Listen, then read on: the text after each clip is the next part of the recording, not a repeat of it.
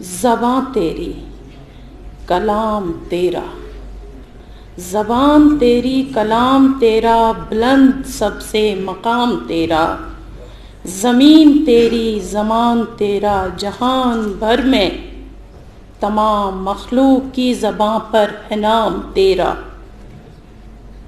زمانہ بھر میں ہے آج نافذ اصول تیرا، نظام تیرا، قدیر تو ہے، رحیم تو ہے، حفیظ تو ہے، کریم تو ہے، نماز تیری ہے، سجدے تیرے، رکوع تیرا، قیام تیرا، دعائیں اس کی سنی ہے تو نے کہ ہر بشر ہے غلام تیرا، حنیف کے لفظ لفظ میں ہے تیری تجلی کہ اس لب پہ رہا ہمیشہ کلام تیرا۔ ایک تعزیتی مجلس کا آغاز میں نے یہ مناسب جانا کہ اسی شاعر کے قلم کی جو تخلیق ہے اس سے میں آغاز کروں۔ شکر ہے اس ذات کریم کا کہ جس نے ایک بار ہمیں پھر مل بیٹھنے کا موقع عنایت کیا۔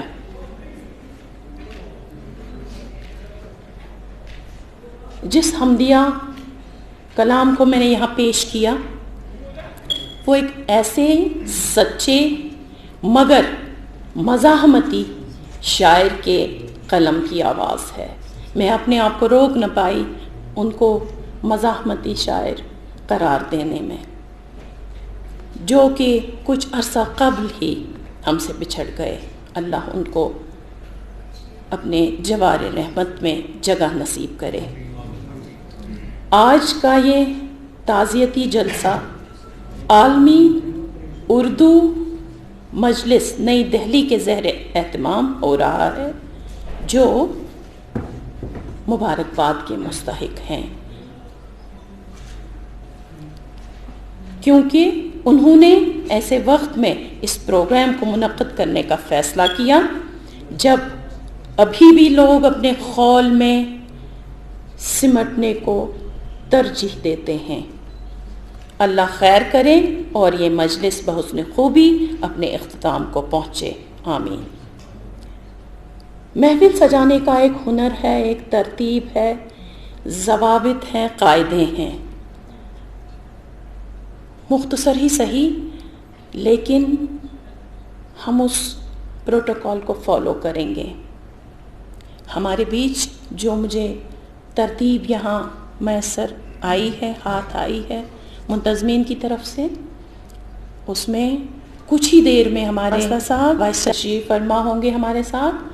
کچھ مصروفیت کی بنا پہ وہ ہمارے ساتھ نہیں ہیں، بطور مہمان خصوصی وہ تشریف لائیں گے، لیکن اس کے علاوہ ہمارے پاس ادب کی ایک کہکشاں ہے۔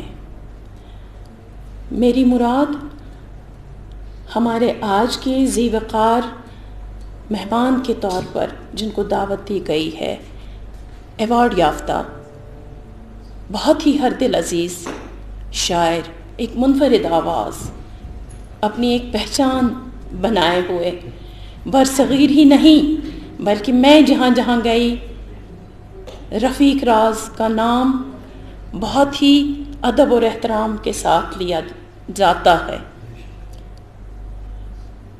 کنٹینیوسلی میں پچھلے کچھ سال سے یو ایس جا رہی ہوں اور وہاں کون کون رفیق راز کے نام سے واقف نہیں ہیں یہ میں آپ کو بیان نہیں کر سکتی۔ تو شاعر کے لیے وہ حدود جو ہیں، بیریئرز جو ہیں، وہ کہیں ہوتے نہیں ہیں، بس یہ یوں اڑان بھرتے ہیں اور پنچھیوں کی طرح گمنام ہونے کے باوجود بھی کہیں دور نکل جاتے ہیں۔ میں بہت مؤدبانہ التماس ہے میرا جناب محترم رفیق راز صاحب سے کہ وہ ایوان صدارت میں تشریف لائیں،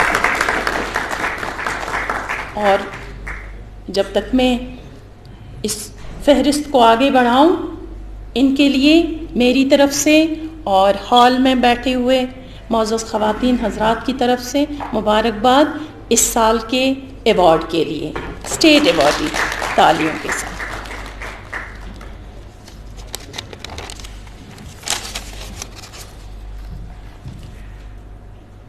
ہمارے بیچ ایک نسوانی آواز جو جب بہت سارے شاعرات اور شاعروں کے بھی ابھی جنم نہیں ہوا تھا وہ تب سے لکھ رہی ہیں اور مسلسل اس میدان میں ڈٹی ہیں اور ایک اپنی الگ پہچان ہے ان کا تذکرہ نہ ہو تو یہاں کی جموں کشمیر کی خصوصاً یوٹی جموں کشمیر کی تاریخ نامکمل رہے گی. ان کے فٹ سٹیپس پہ کتنی ہی خواتین اس میدان میں کود پڑی. ان کے حوصلے کو سلام. یہ ہمارے لیے باعث صد افتخار ہے کہ وہ آج ہمارے بیچ ہیں اور میں ان کو ڈائس پہ آنے کے لیے التماس کرتی ہوں کہ وہ محترمہ رخسانہ جبین صاحبہ، اس سے ہماری حوصلہ افزائی ہوگی.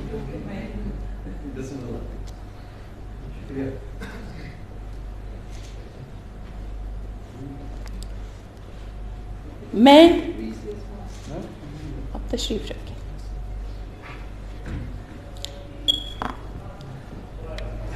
بھی غلام صاحب نام ایسا، ان کی شخصیت میرے لیے کچھ اوپن کچھ مبہم سی. میں زیادہ دیر کی ان سے واقفیت نہیں ہے، تاہم بھی میرے ہی قلم سے ایک شعر نکلا ہے جو مجھے لگتا ہے مجھے یہاں کہنے میں کوئی عار نہیں ہے.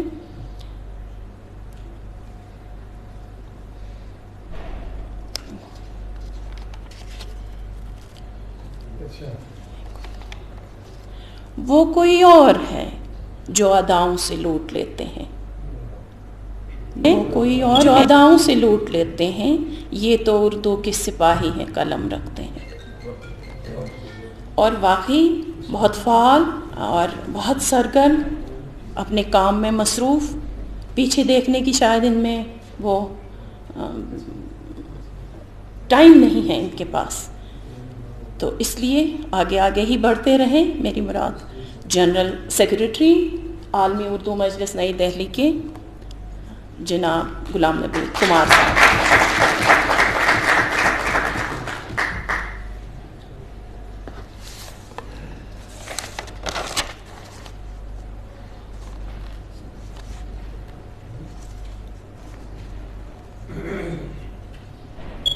یہاں میں ڈاکٹر حنیف ترین صاحب کے جو نعتیہ ایک بند ہے، 2 شعر ہیں، وہ میں پڑھنا چاہوں گی. مرحبا مرحبا مرحبا مرحبا مرحبا یا نبی، آپ ہیں سید الانبیاء یا نبی. کامرانی ملے شہر فن میں مجھے، آپ کا یہ کرم مجھ پہ تھا یا نبی. واقعی ایک کرم تھا، اور یہ کرم بھی ہے کہ اللہ نے ان کو ایسے ایک فرزند ارجمند سے نوازا جنہوں نے ان کے شاعری کی علم کو اٹھانے کا بیڑا اٹھایا ہے، اور ان کی جو شعری قندیلیں ہیں ان کو روشن رکھنے کا بھی عزم نظر آتا ان کی آنکھوں میں. میری مراد جناب ڈاکٹر یاسر ترین خان سے، معذرت کے ساتھ ڈاکٹر یاسر ترین خان سے گزارش ہے بطور میزبان وہ ڈائس پہ تشریف لائیں.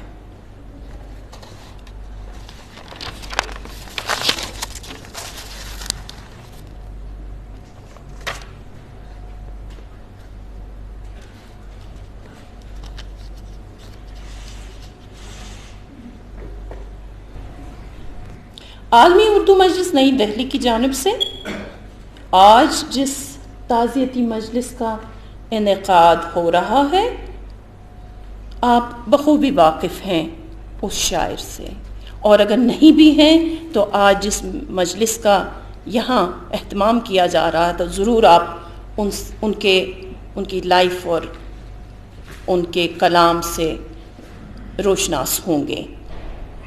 وہ موجودہ دور کے ایک ہوش مند، درد آشنا اور تازہ کار شاعر ہیں۔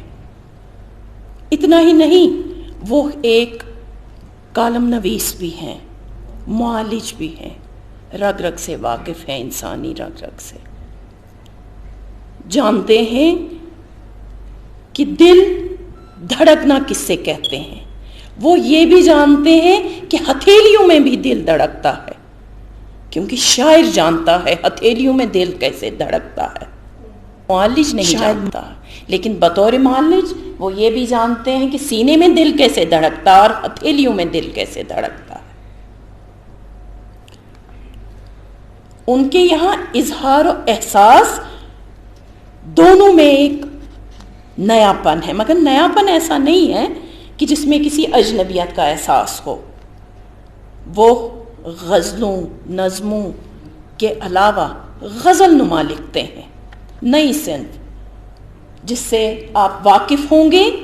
یہاں کے جو مقالہ نگار آپ کے سامنے مقالے پڑھیں گے، ان کی شاعری ڈسکس ہوگی، یہ میرا کام نہیں ہے۔ صرف یہ میں اس لیے یہاں اشارہ دے رہی ہوں کہ آپ مائنڈ اپنا بنا لیں کہ ہم آج یہاں کس لیے بیٹھے ہیں۔ اور مجھے لگتا ہے شاید ہم اس لیے بھی بیٹھے ہیں کہ ہم احساس کریں کہ ڈاکٹر حنیف ترین ہمارے بیچ ہے، ہمارے آگے پیچھے ہیں، ہمارے بغل میں بیٹھے ہیں۔ چلیے عہد کریں ہم ایسے